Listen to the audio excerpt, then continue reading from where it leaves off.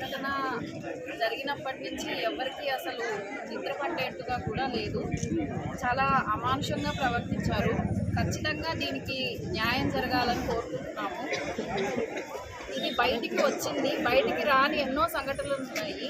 Doctor అనే కాదు, అసలు ఏ మహిళ అయినా ఇలా ఉంటే ఎంత ఇబ్బందికరంగా ఉంటుందో మనమందరము ఆలోచించుకోవాలి. శిక్ష ఏదో చేసిన వ్యక్తిని మాత్రమే శిక్షించడం కాదు, చెయ్యాలన్న ఆలోచన వచ్చే ప్రతి ఒక్కరికి ఇది చెయ్యకూడదు అనేలాంటి చట్టం రావాలి. ఒక డాక్టర్ల పైననే కాదు, ఏ మహిళ పైనైనా కూడా ఇలాంటి దారుణాలు జరగకూడదు. ఎస్పెషలీ డ్యూటీలో ఉన్న డాక్టర్లు కానీ, నర్సింగ్ స్టాఫ్ కానీ, మిగతా సపోర్ట్ స్టాఫ్ కానీ 24/7 హాస్పిటల్లో ఫ్యామిలీని వదిలిపెట్టి, పిల్లలను వదిలిపెట్టి నైట్ ఉంటున్నారు అంటేనే వాళ్ళకి ఎంతో రక్షణ కల్పించాలి.